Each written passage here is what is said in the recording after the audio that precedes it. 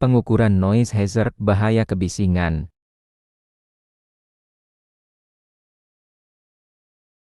Outline pengukuran kebisingan, dua sumber kebisingan, frekuensi.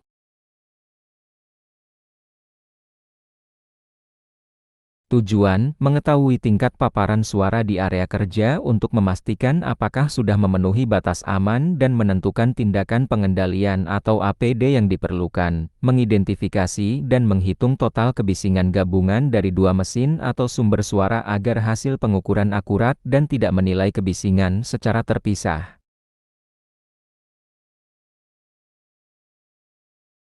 Apa itu pengukuran noise hazard? Pengukuran noise hazard adalah proses mengukur tingkat kebisingan di area kerja untuk menentukan apakah paparan suara dapat membahayakan pendengaran pekerja. Tujuannya, menilai tingkat risiko kebisingan, menentukan kebutuhan pengendalian engineering, administratif, PT, menentukan apakah diperlukan noise cancellation program, memenuhi regulasi K3 Permenaker Nomor 5 Tahun 2018. Parameter yang diukur. A. Sauna Pressure Level (SPLDBA), mengukur kebisingan umum dengan filter Awering sensitivitas telinga manusia. B. Peak Sauna Pressure (DBC), mengukur suara impuls atau ledakan impact noise. C. Equivalent Continuous Noise Level (LE), rata-rata kebisingan yang diterima dalam periode waktu tertentu. D. Daily Noise Dose (LEX), 8 jam, paparan kebisingan pekerja dalam 8 jam kerja.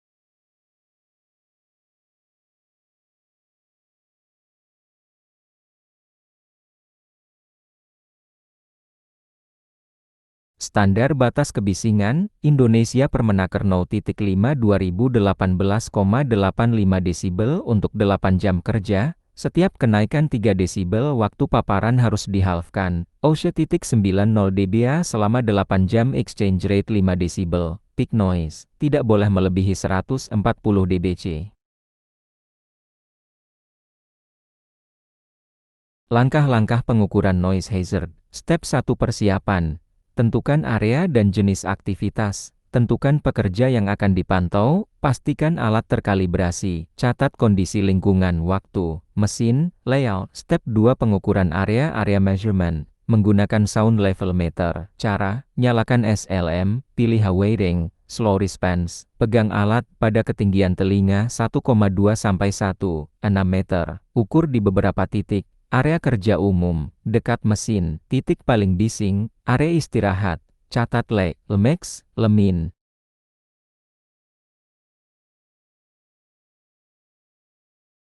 Pengukuran personal noise dosimetri, dipakai bila pekerja berpindah-pindah tempat atau variasi suara besar. Cara, pasang dosimeter di bahu pekerja. Jalankan selama satu shift penuh. Data menghasilkan, LEX, 8 jam, dosage persen, time weighted average TWA, dosimeter cocok untuk operator pabrik, mekanik, pekerja konstruksi, pekerja workshop.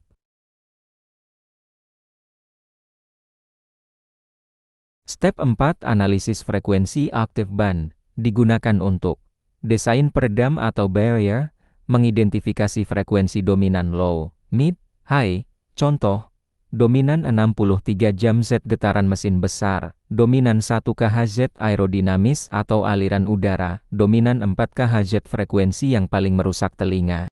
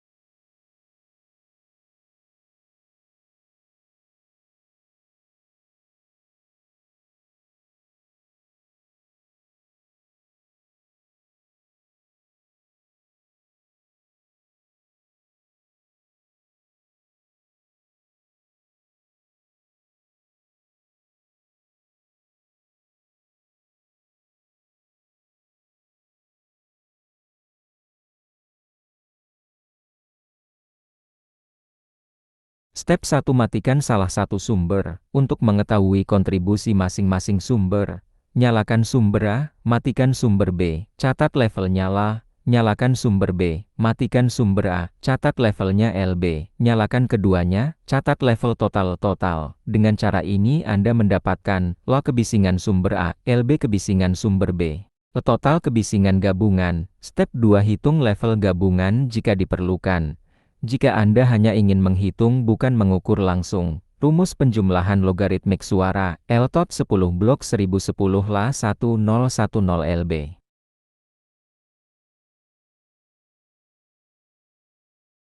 Contoh, sumber A 80 desibel, sumber B 85 desibel. LTOT 10 log 108 tambah 108,5 85,4 desibel. Step 3. Jika tidak bisa mematikan salah satu sumber, gunakan metode analisis frekuensi octave band analysis. Nyalakan semua mesin. Ukur kebisingan per band frekuensi 31,5 Hz 8 Hz. Identifikasi frekuensi dominan 63-125 Hz. Getaran mesin besar titik 1 tanda hubung 2 Hz. Aliran udara titik 4 Hz sangat merusak telinga. Dengan cara ini Anda bisa tahu siapa penyumbang terbesar di frekuensi tertentu.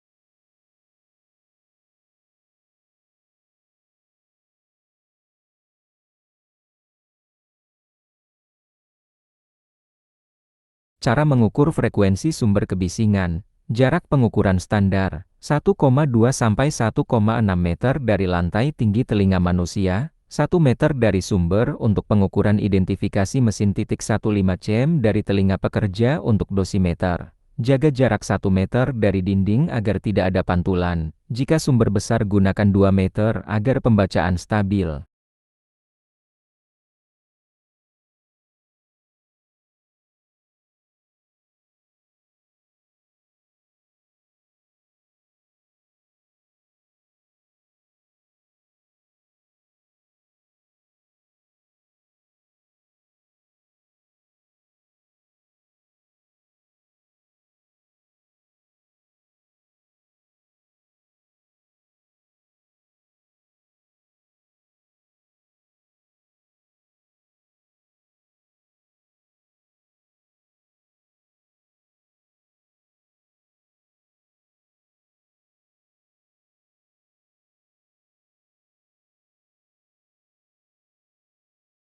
Format hasil pengukuran harus memuat tanggal dan waktu, lokasi dan aktivitas, alat yang digunakan tambah sertifikat kalibrasi, metode ISO 9612, Permenaker 5 tahun 2018, LMEX, LPIC, LEX, 8 jam, foto kondisi pengukuran, rekomendasi K3.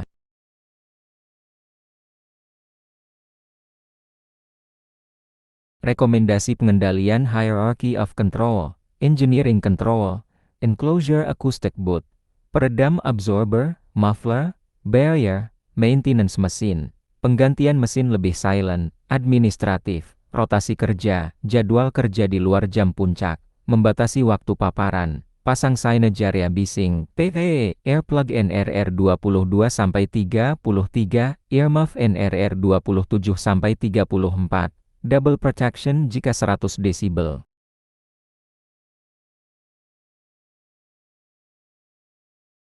Apa itu NRR Noise Reduction Rating? NRR adalah rating yang menyatakan berapa dB kebisingan yang bisa dikurangi oleh alat pelindung pendengaran berdasarkan pengujian standar ANSI atau ASA S12. 6. Semakin tinggi nilai NRR, semakin besar kemampuan alat meredam suara. Contoh, earplug busa premium NRR 32 desibel, earmuff besar industri NRR 28 desibel, earplug silikon reusable NRR 22 desibel. Cara mengukur untuk menentukan NRR. NRR tidak diukur sendiri oleh perusahaan atau petugas K3, NRR hanya muncul melalui uji laboratorium oleh produsen menggunakan metode standar. Metode uji yang dipakai ANSI atau ASA S12, 6 method a subject fit pemasangan dilakukan oleh teknisi lab. ANSI atau ASA S12, 6 method B real ear fit pemasangan dilakukan sendiri oleh pengguna, lebih mendekati kondisi nyata. Hasilnya, sebuah angka NRR dicetak di kemasan.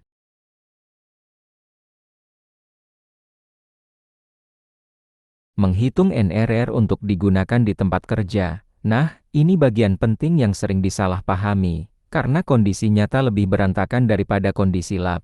OSHA dan NIOSH membuat rumus koreksi. Koreksi versi OSHA dipakai untuk menentukan efeknya NRR di lapangan. Ambil nilai NRR dari kemasan, kurangi 7 desibel. Bagi 2, rumus, NRR efektif 2 NRR 7. Contoh, earplug NRR ke 33 sampai 72 sama dengan 13 desibel, artinya, bila pekerja memakai earplug NRR 33.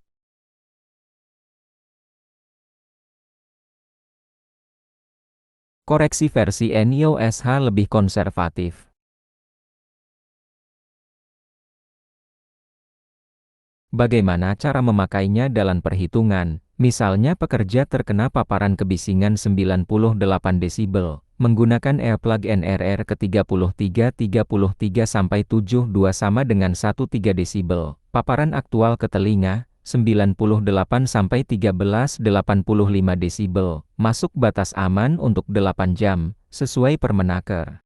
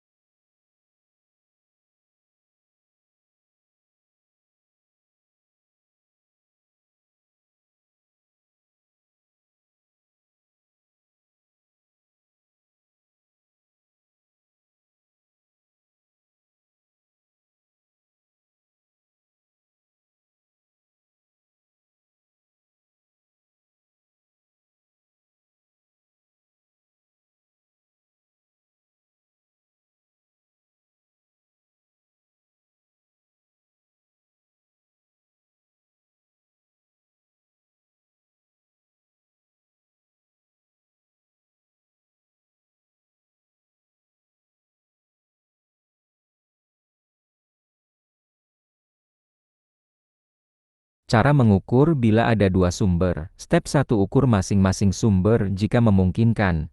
Matikan salah satu mesin ukur mesin A, matikan A ukur mesin B. Apabila kondisi memungkinkan, dapatkan La1 dB, La2 dB, frekuensi masing-masing oktaveban. Step 2, hitung total kebisingan ketika keduanya menyala. Gunakan metode logarithmic addition.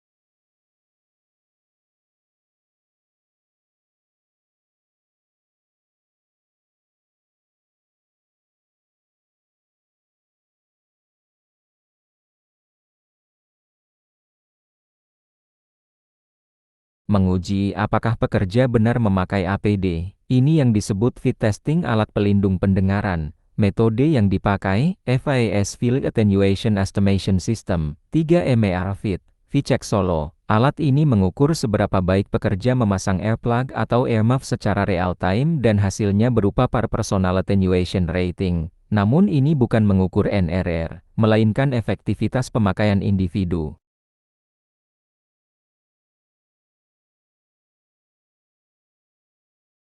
Bagaimana mengukur kebisingan noise measurement? A. Pengukuran area noise measurement. Menggunakan sound level meter SLM. Langkah-langkahnya. Kalibrasi alat. Gunakan acoustic calibrator 94 desibel atau 114 desibel sebelum dan setelah pengukuran, untuk memastikan akurasi. Atur setting SLM, awaiting dBA untuk kebisingan umum, slow response S untuk suara stabil, fast response F untuk suara fluktuatif. C weighting dBC untuk puncak atau impact noise. Posisi alat saat mengukur. Tinggi mikrofon, 1,2 sampai 1,6 meter, tingkat telinga pekerja, jarak alat dari tubuh pengukur. Jauhkan 30 sampai 50 cm agar tubuh tidak memantulkan suara. Jangan dekat dinding, minimal 1 meter dari permukaan pemantul. Waktu pengukuran, rekam minimal 10-30 detik untuk tiap titik. Ambil leg, lemex, lemin, pilih titik pengukuran. Titik paling bising. Titik aktivitas utama pekerja, dekat mesin, area istirahat, area perkantoran jika terdampak. Pengukuran personal noise dosimetri. Menggunakan noise dosimeter mengukur paparan kebisingan pekerja selama satu shift. Langkahnya, pasang dosimeter di bahu 10-15 cm dari telinga, set dengan dBA weighting, slow response, threshold 80 dB ISO, exchange rate 3 dB ISO per menaker. Jalankan minimal 75% dari durasi shift. Ideal 8 jam. Hasil berupa TWA time weighted average, LEX, 8 jam paparan 8 jam, dose %. Berapa jarak ukur kebisingan? SNI tambah ISO 9612. Jarak dari sumber suara, jika ingin menilai kebisingan di sekitar mesin. 1 meter dari sumber untuk menentukan level sumber. 3 meter untuk area kerja sekitar mesin. Mengukur terlalu dekat kurang dari 30 cm dapat memicu efek micropressure dan salah baca. B. Jarak dari permukaan pemantul. SLM harus dijauhkan dari dinding kolom panel minimal 1 meter. Lantai alat dipasang di tripod setinggi telinga 1,2 sampai 1,6 meter. Tubuh petugas paling tidak 30 sampai 50 cm. C. Jarak ke pekerja personal exposure. Untuk dosimeter, mikrofon ditempatkan 10-15 cm dari telinga pekerja, dipasang di bahu, bukan di helm atau collar. D. Titik pengukuran area kerja. Untuk area yang luas, gunakan green 33 meter atau 55 meter sesuai ISO 9612. Untuk ruangan kecil office, genset room, minimal 3 titik. Ambil rata-rata LE.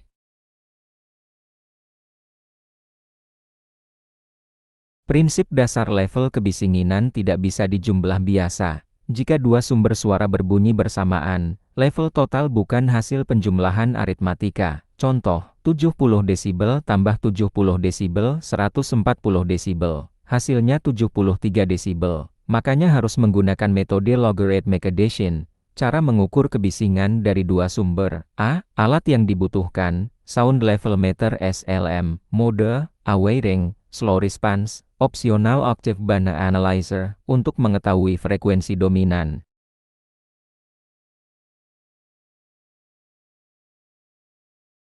Jika dua sumber suara berbunyi bersamaan, level total bukan hasil penjumlahan aritmatika. Contoh, 70 desibel tambah 70 desibel 140 desibel. Hasilnya 73 desibel. Makanya harus menggunakan metode logarithmic addition. Cara mengukur kebisingan dari dua sumber. A. Alat yang dibutuhkan, sound level meter SLM, mode, awaiting, slow response, opsional octave band analyzer, untuk mengetahui frekuensi dominan.